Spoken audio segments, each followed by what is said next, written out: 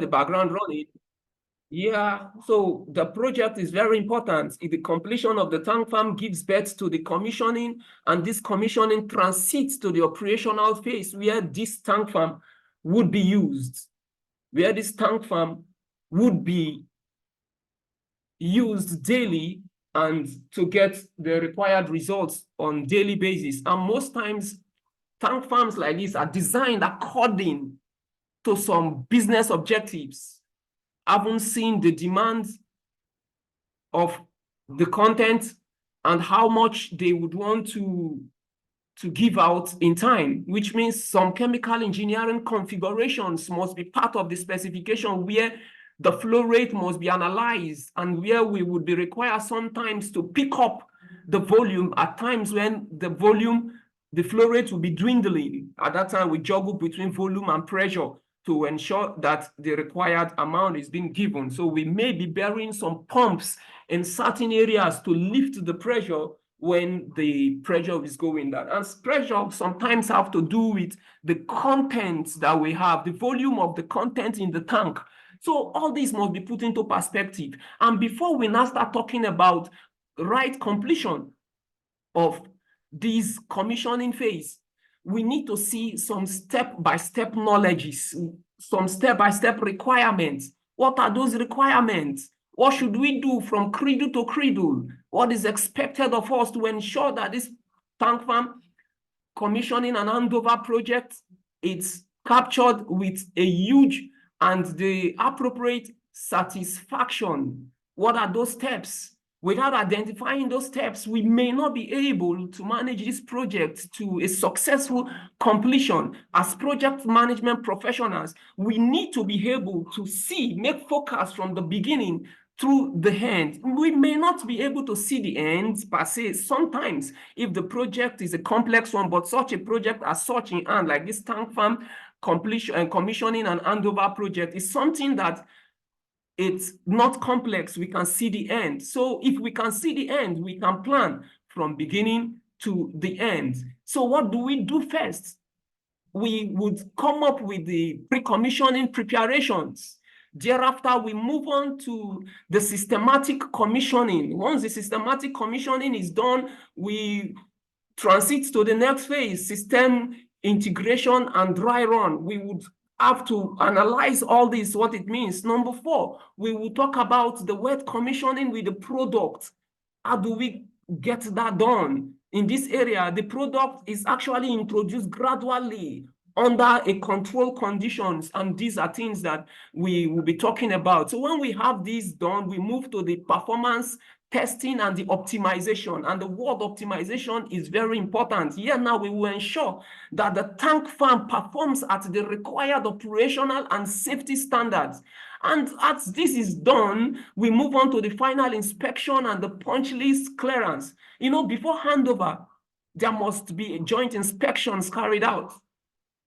And this is conducted between the engineering, procurement, and construction contractor, the clients, and all the relevant stakeholders, that is the relevant authorities, people who can make decisions at varying level as regards the project. Then at the end, or close to the end, we come up with some documentations and trainings where all documentations is finalized and the personnel that would be running the tank farm would be trained according to the standard operational procedures, that is the SOPs that have been put in place, whereas even safety trainings will be done, commissioning and test reports and every other things will be carried out here. And at the end, which is number 8, we hand over and start the operations. So this is just an introductory aspect. So now let's go on and see what we should be doing as project managers, as supervisors by the day. And we'll be looking at this project in 3 levels. First of all, the strategic level, we'll talk about it. I'll be juggling between the strategic level, the operational level, the tactical level. These are the handsome men that could be touching the pipes and, you know, carrying the calibrative instruments, and we'll be doing some measurements while the project manager and the supervisors will stay between the operation and the strategic levels and get this job done. So the first thing we will do, like I said, is the pre-commissioning preparation. When we say pre-commissioning is something that comes in before the commissioning proper. And in this phase, we would ensure that the systems and its components are ready for commission, are ready to be commissioned. What are the activities? The mechanical construction works must be completed. Remember, we're talking about steel carpentry. We're talking about pipe welding, stanchions positioning. So where we are putting together structures, the building of a tank farm is majorly a welding operation where a structure is being formed. So we must complete, first of all, the mechanical construction works. That is the first thing we will do under the pre-commissioning. We will verify the piping. We will look at the pumps and ensure that the pipes and the tank, their internal formations are right. We'll look at the electricals. Are they in the right positioning? Are they well done and rightly installed?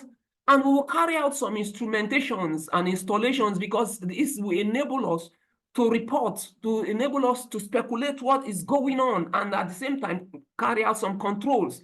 So the next will perform the work downs using punch lists. And here now we want to identify areas that there must be corrections, where corrective actions would be taken, or maybe preventive actions should be taken, or a place where there is a defect already, we come up with defect repairs. So this is what we do, and we will check all this in the walkthrough. We're ensuring all equipment is cleaned, the pressure are being tested, the equipment are pressure tested, and most times we use the hydro testing and the pneumatic test to test the pressure, to pressure test the pipes, the tanks, to know their bearing capacity, how much pressures that they can sustain. Sometimes the design specification may be like, let's say, 5,000 bars. We need a level of allowance like 1,000 bars. And we going in to want to pressure test to ensure there is no leakage, ensure that the system can contain this pressure and it will not collapse. So in this pre-commissioning, these are things that we would be doing. These are the various activities. We will review the design documents. We will look at the P&IDs.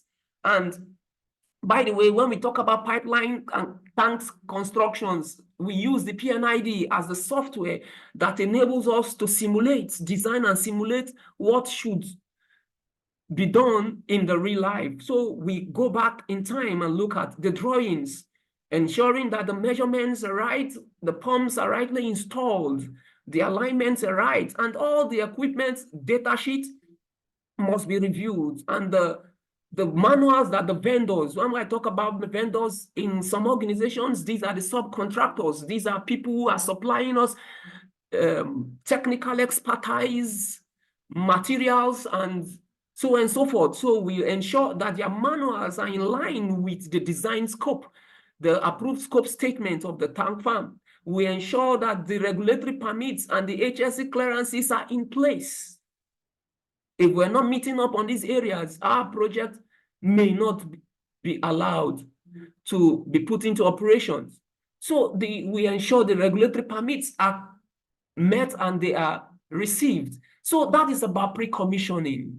These are preparations we will do before we move on to the right phase. Okay, this is what is expected of us. So as we go on and on, we move on to the next phase. You may ask, okay, what are the documents that are required to carry out the pre-commissioning? The first one is the as-built drawings. When we say as-built, as the name implies, I would want you to localize as-built. That is to say that you are done with the construction and you really want to redraw, go back to the drawing and capture every changes that is being incorporated. Let it be that the actual drawing, what is being implemented, what is being built, is what is reflecting on the drawings before you archive the drawings for future purpose. So as built, you use what has happened to update what was planned for. And then you now archive. The last revision is the as built. You archive it. And quality assurance and quality controls comes in. In assurance, quality assurance, we are looking at the governmental standards, the industrial standards, and ensuring that we are meeting it and putting together the plans to realize that. And that is where the quality control comes in. We must not design away from quality. Quality is fitness for purpose. Quality is customer satisfaction. Quality is zero defect. Quality is zero rework. So when we have this plan put together, what happens? We know that we are not designing out of spec.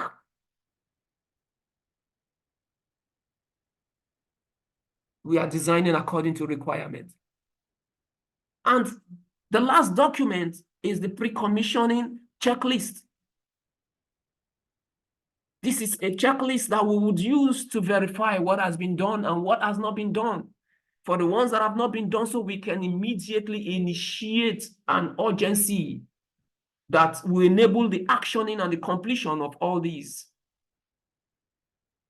Now, pre-commissioning is over. The next phase is the systematic commissioning. What do we mean? Systematic commissioning. We're talking about the verification of the subsystems. We want to go in and look at their functionality, if they are rightly constructed or rightly installed. And ensure that they are rightly integrated with the entire facility, with the entire system. Because commissioning is from cradle to cradle. That is to say, from 1 to 2, 2 to 3, 4 to 5, till we get to the very end. And so is decommissioning. You can't just put the whole plant on. You move from a segment to another, and you keep increasing systematically. If there is an error, you can go back in time and do some corrections. If there is a leakage, you can go back in time and do some corrections, and then you move on. It's just like, and different kinds of commissionings, different kinds of systematic commission. We may have the blue-green commissioning, where an existing plant may be in place running, and the new tank farm is coming in now to take over, to avoid downtime, ensuring that the tank farm that we want to retire will still be steaming and be running while the new one is being implemented, and we transit without recording downtime. That is a blue-green deployment. So we must check the functionality of all the structures, all the requirements, and ensure that they have synchrony. There's a communication between A, B, C, and down to Z. Yeah. It's that simple. So we have some steps under this section 2, systematic commissioning. Here we utilize startup. When I say startup, it's very essential. We are talking about utilities, startup utilities, like power, water, air, steam, and nitrogen. And this will enable us to test back the system.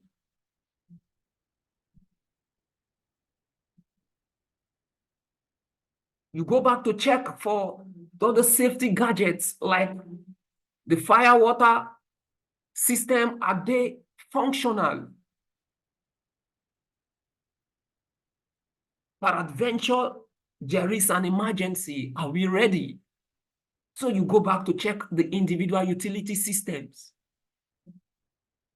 These are safety functions that must be carried out to avoid emergency. The next step on that, number 2, is the electrical and instrumentation commissioning. You see, we are graduating from one level to another. Here now you conduct a loop check on all the instrumentation.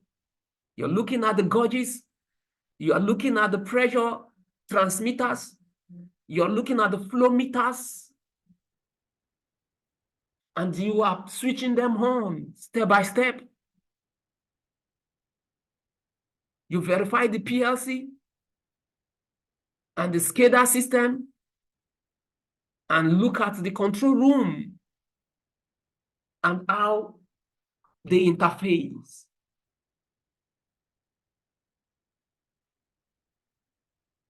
Yeah. Everything that has to do with electrical has to be done first before you move to certain other things.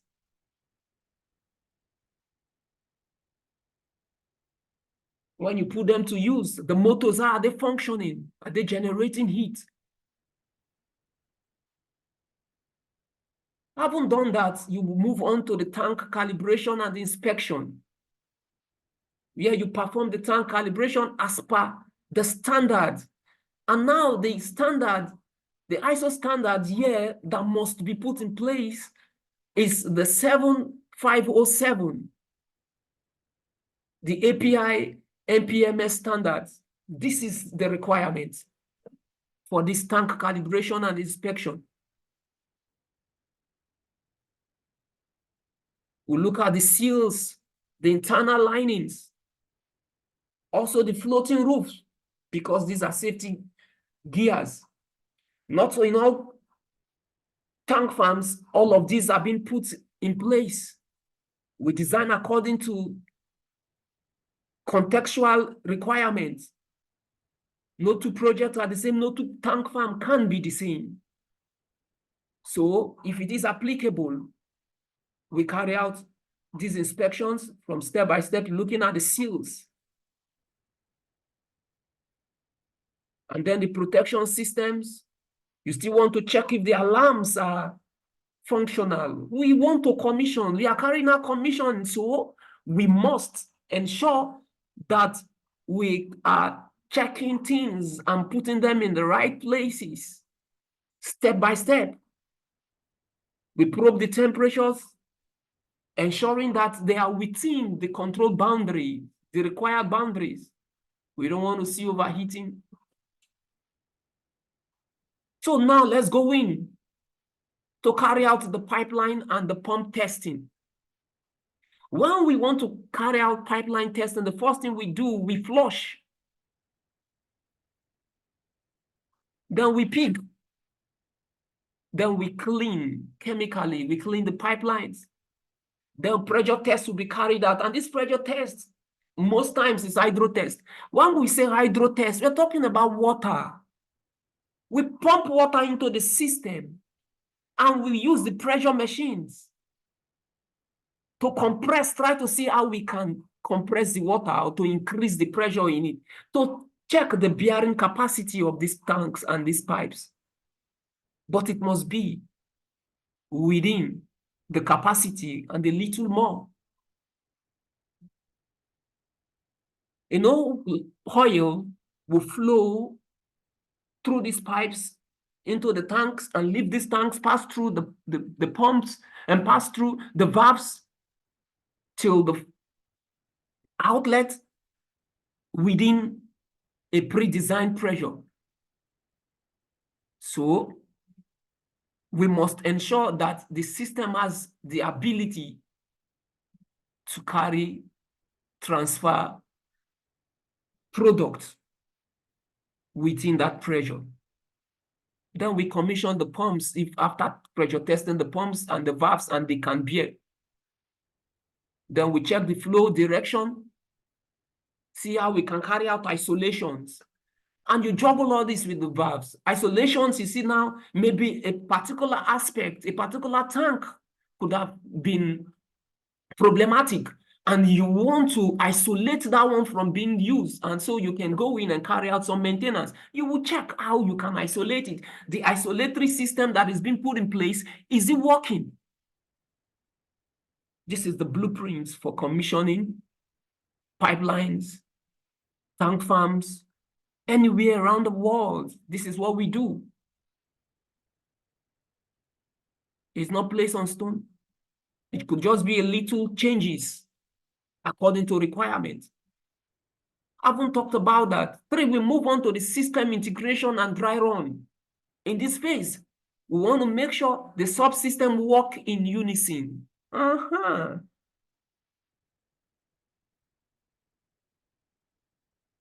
Yeah, and a simulation must be carried out without product dry run. We want to simulate the loading and also the unloading operation. We want to simulate the tank filling and also the transfer sequence. When we talk about simulation, simulation is like on the drawing board, on the screen. We want to be able to predict how the system would behave at varying times and varying conditions, how the systems will interact. So we can beforehand see issues that we must resolve before deploying it in real life. Every system must integrate. The alarming system must integrate with the electrical system. And at the same time, the electrical system works with the pumps and with the flow rates. And also with the level of product in the tank. And the temperature may be tied to the alarming system. Overheating should be flagged by this automated system. In a place where there is a disconnection between the temperature of the system and the alarming system, there would be an emergency often, and we would not know. This could lead to fatal accident because the system is not being able to report what is happening. We test the firefighting system and see if they are rightly in place to carry out emergencies. And that's why sometimes they do drills on projects, on platforms. We do drills and look at our responsive system if it's active, instead of sitting down and waiting for the day that these things will play out in real life. We try to ensure that we keep the system ready. And this is the integration. See how they respond to it, how the firefighters moves into the areas of concentrations and how they battle these things. We keep checks. This could be monthly, most times monthly, sometimes weekly. We do these drills and we will check the systems. We can't just hand over a system that cannot control itself to the operation. We must. So what are the HSE checks? We conduct the hazard and the operability study. We look at the pre-startup safety review. We ensure firefighting equipment and the SCBA stations are accessible and functional. We run emergency drills, like I said, and verify compliance with the NFPA. That is according to the API standards. This document must be put in place and must be respected as these checks have been carried out. This is the standard. Having checked that, we move to the wet commissioning. Now with the product, when we say wet commissioning, that's like we want to introduce the product gradually, but under control into the system.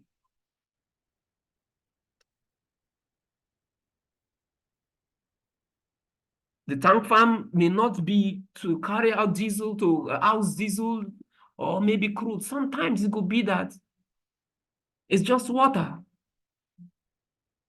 But first of all, we may want to use water or nitrogen to check the containment. We load the initial volume of actual products after that. Maybe diesel, petrol, ethanol, whatever it may be that the tank farm was designed for. Then we now monitor for leaks. Look at how the tank is breathing according to the pressure.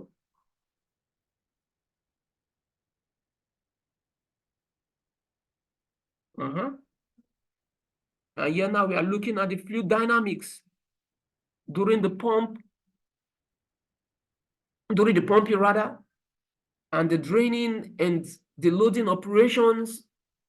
All these has to do with the wet commissioning with the product.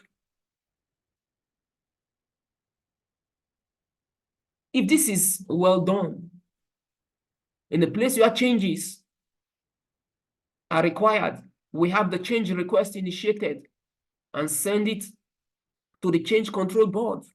Like some of you in your organization will call MOC, management of change. And this management of change will look at the requested changes and look at your justifications, the reasons for changing them, and even conduct the cost-benefit analysis and look at the risk associated in implementing those changes and the benefit it will bring. And if it's profitable, what would they do? They approve it, and that becomes an approved change request, and that will be implemented as part of the plan, and that correction will be made. So the wet commission has been concluded. Let's say we have observed the fluid dynamics during pumping, we've looked at the draining, we've looked at the loading operations, and this is good. We have ticked our checklist and all is good. What do? We move on to the next phase, to performance testing and optimization. But in the tank, in number 4, the wet commissioning, we have some documents like tank integrity reports. These are reports that must have put in place in the planning phase. We look at the product quality logs. We need the safety incident logs. Not in all projects, all these logs could have been, but I would rather advise that we have all these being implemented to move on. And what else? This brings us to number 5, performance testing and optimization. Optimization is a big word.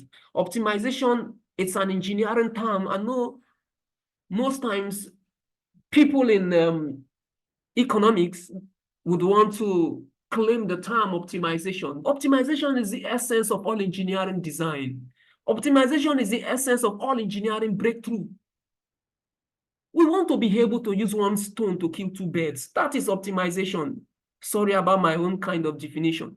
We want to be able to use $1 to solve the problems of $50. That's optimization. So we want to carry out performance testing and optimization. This ensures the tank farm performs at the required operational and safety standard. Now we go to look at the metrics.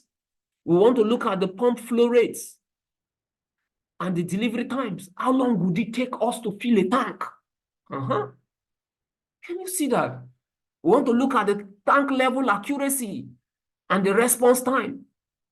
We want to look at the instrumentation accuracy and the data logging. Is it optimal? Are the data that are being logged not corresponding?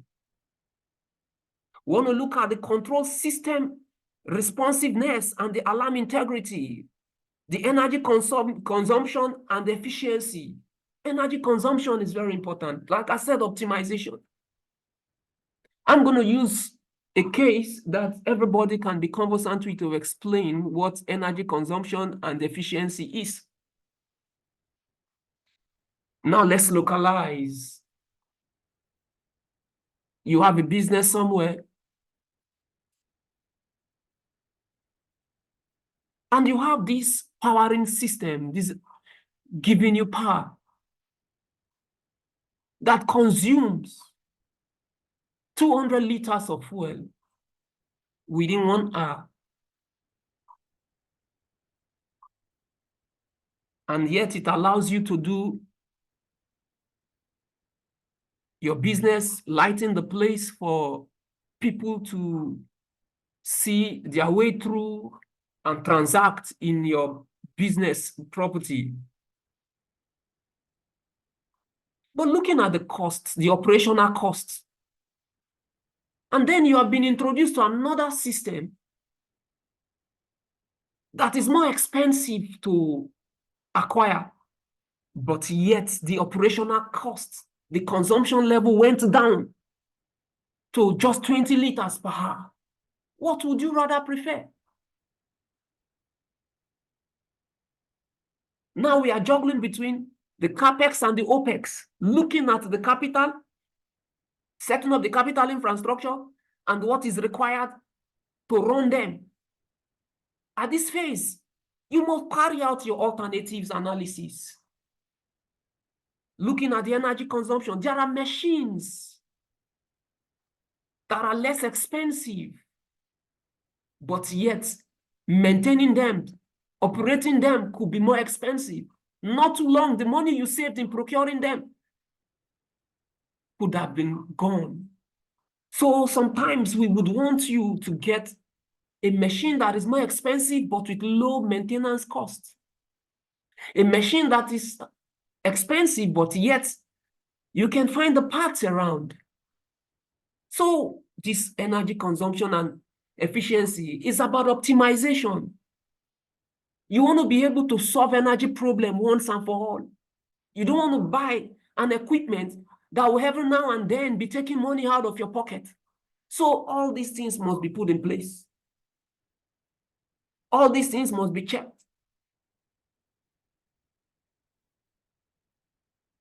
How swift is the control system? It's very important. Because certain times we could have said, if the product had gone to go low to this level, let the system trigger itself to start loading. And when it has gone up to so and so level, let it by itself switch off. So a flow switch could have been buried there. But what if the flow switch is not as per designed? And product can get up to the tank. If the roof of the tank is open, which most times are not open, it will pour off. But if it's locked, what happens? It will build pressure, and there will be reversal of pressure back into the system. And that can lead to an emergency. So these are matrices we must use. So we will put them in place and ensure that we are looking at this. And number 6, final inspection and punch list clearance. Here now, before the handover, a joint inspection is conducted between the engineering, procurement, and construction contractors and the clients and all the relevant stakeholders. We join our hands together. We walk through carrying out our inspections, making trade-offs, ensuring what they say we will do. Remember, we are the project management team members. So what they say we will do, we should do is being done. We walk through, carry out the inspection. We review all the remaining punch list items. Then we close out the non-conformities. Yeah, non-conformities are those actions that are being carried out that are off specs, that are not being done with the specification. Those things that are put in place that does not give the desired results. Those things that are wrongly implemented. So we must ensure that they are corrected. Then we close them out. Then we ensure that the site is clean. We label them appropriately. And we declare it as hazard-free. And documentations and training becomes number 7, where all documentations is finalized and personnel are trained. Who are the personnel? These are the operational team members. Somebody must bring them up to the know to make them understand what is being put in place and how. is designed to run. So you now ensure that they have been trained, they have been shown. You walk them around and you make documentations. And this is according to the as-built drawings and the equipment manuals. Remember, we talked about as-built. As-built is actually different from the initial design. As-built is when we hit the field. Remember, this is a field project executional plan. When we hit the field, we made some changes. So we must go back to the design and correct them and ensure that the design is reflecting what is being built. So that is as-built drawing, and all the equipment and so on and so forth, wherever they are, must be captured. Must be captured, rather. So we have the calibration certificate. If it has been calibrated, a certificate must be issued. These are parts of the oil and gas industry requirements. Certificates for everything that has to do with equipment is very important. Then we come up with the commissioning report, the test report. Then operating procedures are important. What should we do first? How do we get them done? What is the sequence of operation? Sometimes these are just some flow charts that we place around different equipment and in different areas that can guide us on how to either shut them down or put them to use. And another important documentation that we must come up with is the maintenance schedule. When do we carry out routine maintenance? Is it daily, weekly, monthly? This may be according to the designer's manual. We don't travel far to understand this. What do? We pick the manual, the material data sheets, and you will see what the OEM, the original equipment manufacturer, is saying about the equipment and how you should maintain them. All you need to do is to expunge them and put them in the report and have everybody acquainted. Tell them when they must do that, and you have it being speculated there. And we follow the HSE protocols. When maintenance must be carried, what should we put off first? And there's a popular word we use, which is tag in, tag out.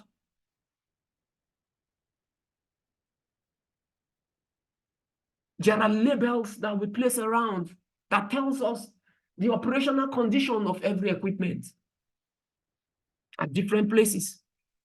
These are for safety reasons.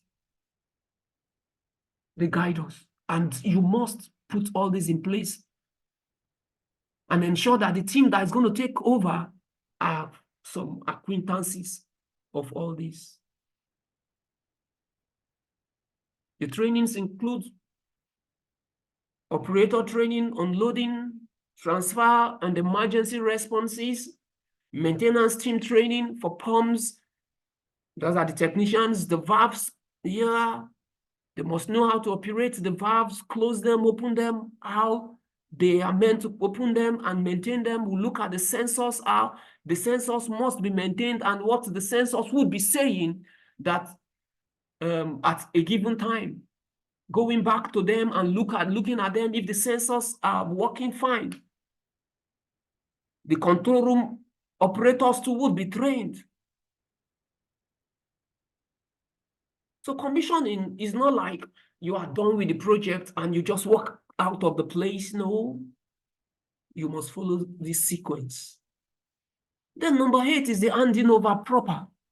And operation will start here.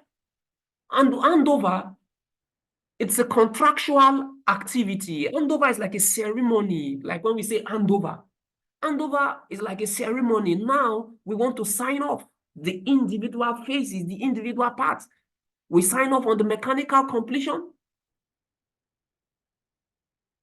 We sign off on the commissioning completion certificate. and the final handover certificate issued to operations team, you are now passing it on to them. And the commencement of the official operation under the owner or the operator control. Sometimes the operation could have been contracted out to a third party for certain years or maybe months. So that you must follow that in your handing over, but there must be sign off.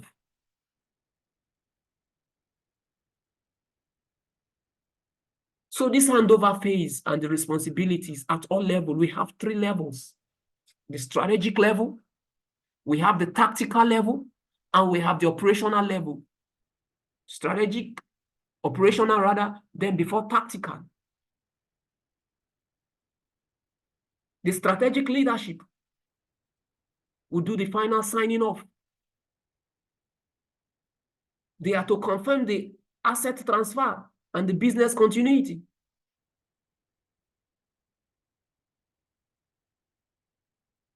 Yeah. And they will approve the OIM. The OIM handover must be approved by them. That is senior management. The senior management speaks at the strategic level, the strategic business level of every organization. Then what will the operational guys do? They complete the documentation delivery. They validate the operational readiness and ensure training and warranty are covered. The tacticians, as the tactical guys, are these guys that will be touching the pipes, turning valves, and there and there. What will be their responsibility in the commissioning phase? They complete the system walkthroughs. They provide support for tests, runs, and live operations. They hand over tools and spares. You see, everybody would have. You don't expect senior management to be lifting tools.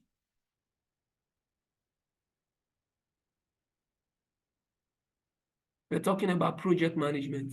Now, what are the responsibilities for the supervisors on this commissioning and handing over of tank farms?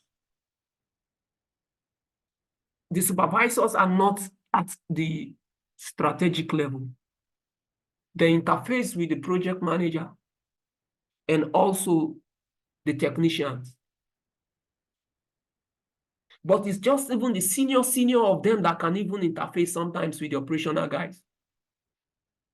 They coordinate multiple field teams and report directly to the commissioning manager. Can you see that? And at the tactical level, they supervise the work directly. Sometimes they sit down there, they walk around, go around the field to manage the daily task, manage the workforce, looking at the safeties and ensuring that the right permits are issued and the equipment are ready for usage. They do approval a lot. Then now, we as the project managers, our job is as a blend of strategic level and the operational level. We act as the key link between the project sponsors, the key link between the clients, the key link between the execution team and the sponsors. We ensure alignment with the business objectives. Every project is unique, like we said. Project is a temporary endeavor undertaken to create unique products and results or services.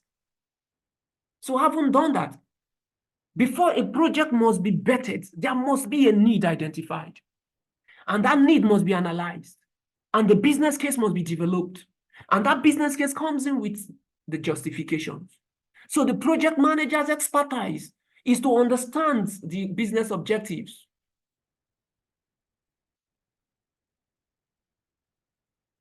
Yeah. To understand the business objectives. Then at the operational level, he oversees the execution and the coordination of commissioning activities across disciplines. He leads the multidisciplinary coordination of the contractors. He leads the vendors, the different vendors, and he is the one that manages the stakeholders. This is important. So the project manager does not typically engage in tactical level work. It does not do an hands-on thing. He is responsible for ensuring that the tactical teams, for example, the supervisors, the technicians, are enabled, they are resourced, and they are coordinated. They have the right resources to get their job done, and also they are well coordinated. And at the end of the day, the project comes to an end. We hand it over.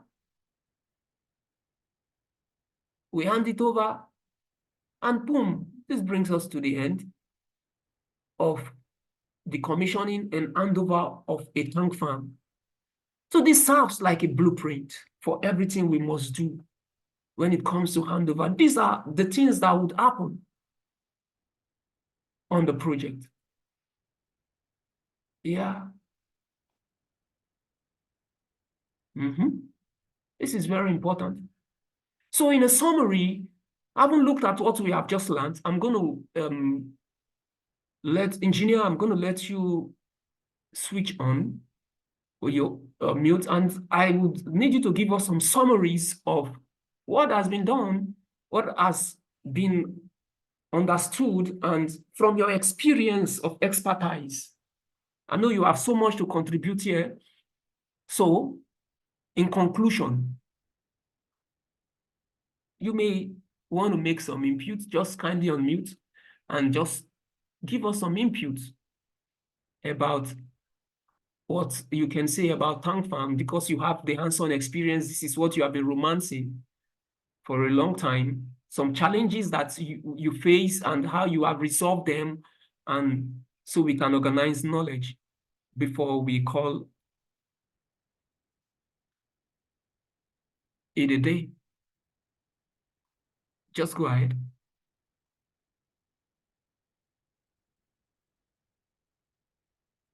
Yeah, are you there?